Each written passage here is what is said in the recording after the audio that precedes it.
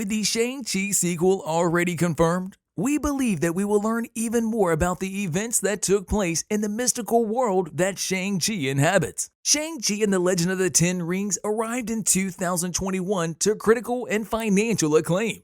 Destin Daniel Cretton's movie grossed over $430 million worldwide, which is impressive, given that many people weren't entirely at ease returning to theaters. When it was first released, a few months after its release, it was announced that a sequel written and directed by Cretton was in the works. Along with that fantastic opening, the film received positive reviews from critics and received even greater acclaim from audiences. It is sitting at a 91% favorable critics rating on Rotten Tomatoes and an amazing 98% audience rating on that same site. Those are numbers that are difficult to ignore. Marvel and Disney found themselves in possession of an unexpected hit, which greatly increased the likelihood of Shang-Chi too. Shang-Chi may be the son of one of Marvel's most worst villains, but he is one of its greatest heroes. Shang-Chi spent his entire life perfecting his martial arts skill. Rather than exploiting his abilities for fame and fortune, he travels the world and seeks to right wrongs. He sometimes works by himself. Other times, he fights alongside heroes such as Spider-Man, Daredevil, and the Avengers. But wherever he goes, Shang-Chi instills fear in the hearts of those who would challenge him in combat, and hope in the hearts of the defenseless. When the Iron Gang, the rivals of Shang-Chi's father, killed his mother, Shang-Chi is only 7 years old.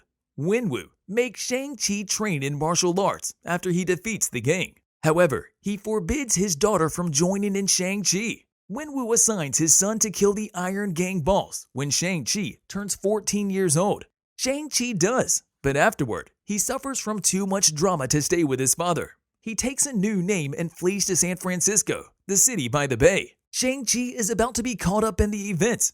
He and his friend Katie are attacked on a bus while he is working as a valet. The Ten Rings take a pendant that Shang-Chi's mother gave him as the fight comes to an end, making it one of the best ones you'll ever see on a big screen. He then embarks on a quest with Katie to find the pendant and carry out his destiny. Since September 15th, rumors have been circulating that a sequel to last year's Shang-Chi and the Legend of the Ten Rings will be released on February 14th, 2025, one of Marvel's planned release dates for its Phase 6 slate.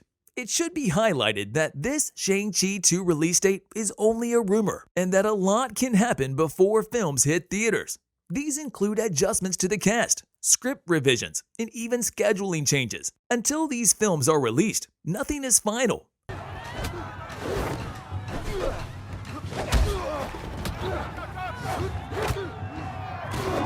Previous rumors suggested that Marvel intended to start filming Shang-Chi 2 sometime in 2023, which would undoubtedly give the movie enough time to be released more than a year after filming ends, hypothetically. However, there is one major unknown in this potential theory: Destin Daniel Cretton.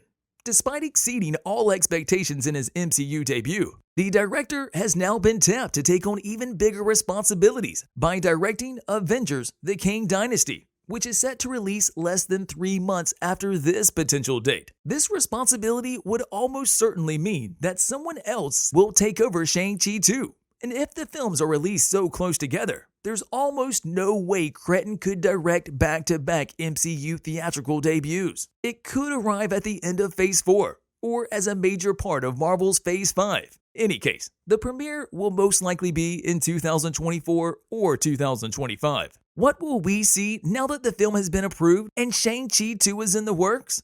Even though some new characters may add to the plot, the main character will remain the same. We can't see a sequel without its stars Simu Liu and Awkwafina. And based on how the film ends, we know the duo is up to big things. Awkwafina said she couldn't imagine them apart, and we couldn't either. But before we go any further, we wanted to let you know that it's time for you to smash that like button if you haven't done so already. Given Wenwu's death at the end of the film, Tony Leung, one of the film's other leads, is unlikely to return. Flashbacks, on the other hand, are a thing. But given how well the film wrapped up his emotional arc, we doubt he'll return.